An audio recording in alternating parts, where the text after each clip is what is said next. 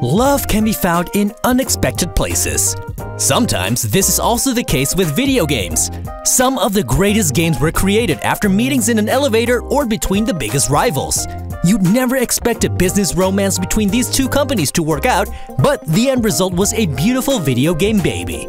Here is our top 10 games born out of a business romance.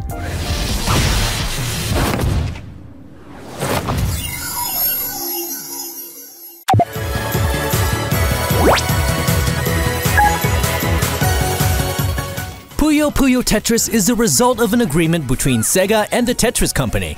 It's a bond between two puzzle giants. Tetris had its mainstream breakthrough on the first Nintendo Game Boy, while Puyo Puyo was released by Sega on its own platforms.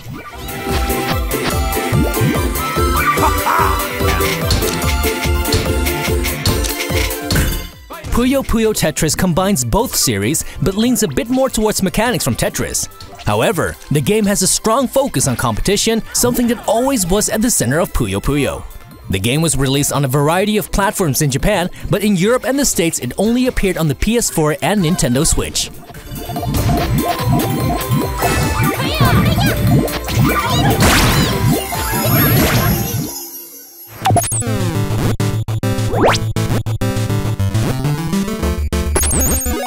For the next entry, we go back in time.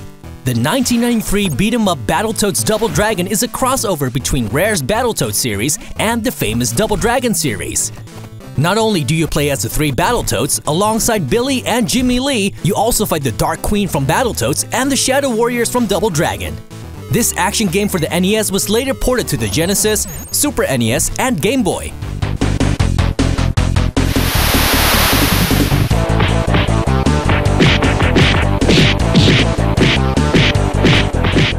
It was notorious and praised for its difficulty. Some might consider this crossover a bit bizarre, but it resulted in an amazing beat-em-up.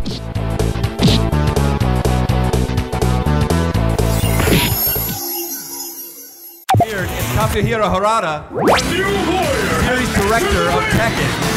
Let's tell him how happy we are to see him here invading our Street Fighter panel. Boo! Capcom and Bandai Namco had been adversaries ever since Tekken came to the scene. This rivalry was at the center during Comic-Con 2010. During a Street Fighter panel, Tekken producer Katsuhiro Harada came on stage to announce Street Fighter Cross Tekken.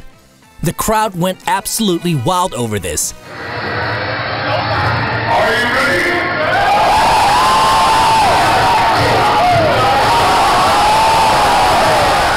The unlikely collaboration also should have spawned a Tekken Cross Street Fighter, but that one has been canned. Although Street Fighter character Akuma is an integral part of the story canon for Tekken 7.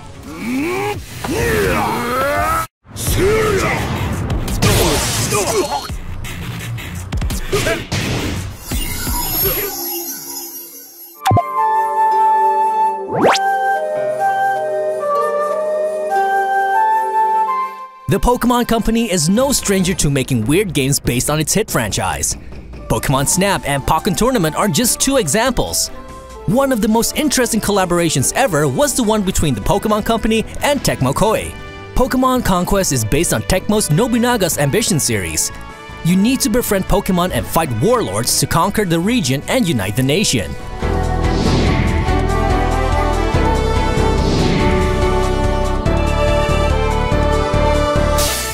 The gameplay is a mix of turn-based strategy and tactical RPG. This weird marriage between two companies was well received on the Nintendo DS, even though it never got a sequel.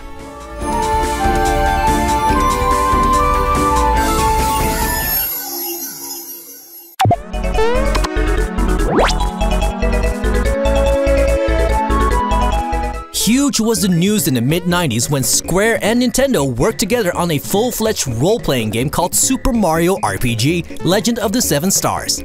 Mario's godfather Shigeru Miyamoto worked closely together with Squaresoft on the game's development. There's even a hidden boss in the game called Culex, who is an allusion to the Final Fantasy series.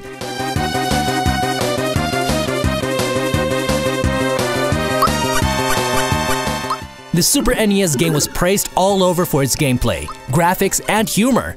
Mario turned out to love the RPG genre, as Nintendo also spawned the Paper Mario and Mario & Luigi series. So, this surely is a gaming relationship done right.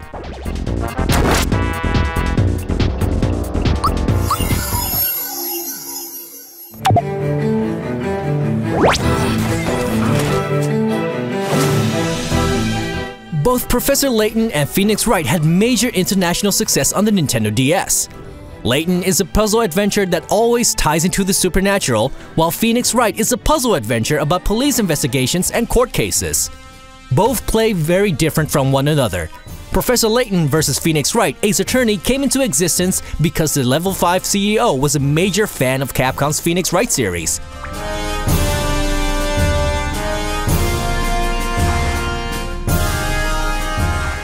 In the end, the two companies really worked together on the production of the game. This unique collaboration resulted in a good game that got decent reviews around the world.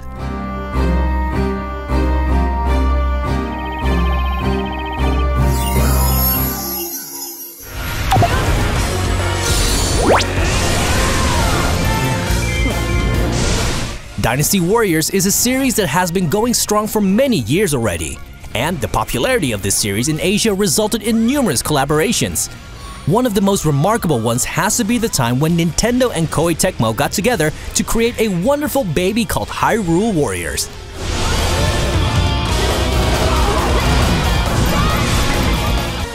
It's unique for Link and Zelda to appear in a game from the hack-and-slash genre.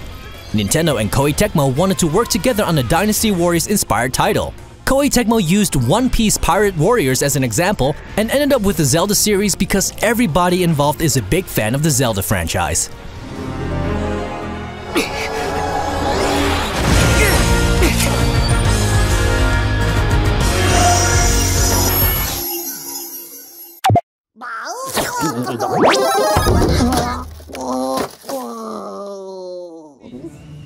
The reveal of Mario plus Rabbids Kingdom Battle is one everybody will remember. Mario's godfather Shigeru Miyamoto came on stage with Ubisoft president Yves Guillemot to announce the game. And when Miyamoto was talking on stage, its game producer was tearing up. Davide-san, who is the creative director of this game. Yes.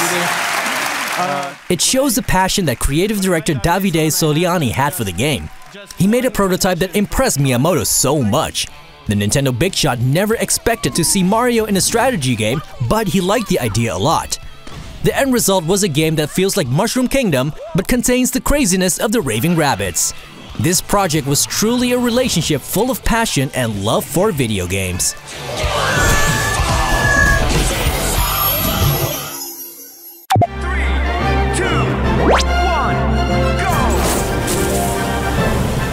In the 90s, there were no bigger rivals in video games than Nintendo and Sega. Nintendo had Mario and Sega had Sonic as their mascot. These two were like water and fire to each other.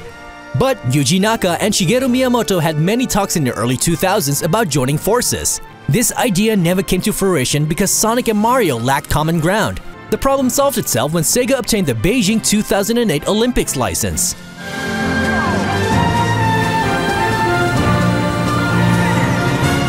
Sega's developers would work under Miyamoto's supervision, and both companies provided quality control.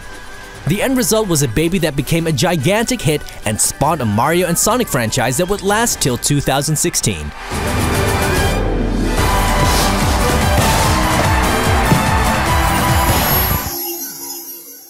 Go forth, Sora, Donald, and Goofy. The most amazing story on this list comes from Japan. Square wanted to make a 3D game, but they thought only characters as popular as the ones from Disney would be able to compete with Super Mario 64. By chance, Square was located in the same building as Disney. Shinji Hashimoto met a Disney executive in the elevator, and thus Kingdom Hearts came to be. I know now, without a doubt, Kingdom Hearts is light! Crush those atoms! First, they wanted a simple story for a younger audience. However, Square chose a darker world where new game characters and famous Disney characters bring back light by defeating the Heartless. Kingdom Hearts is probably one of the best crossovers ever created in entertainment history, and we can't wait for the next chapter.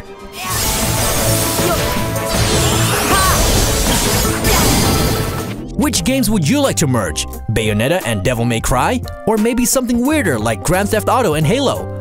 or a God of War and Final Fantasy? Let us know in the comments and we hope to see you next time.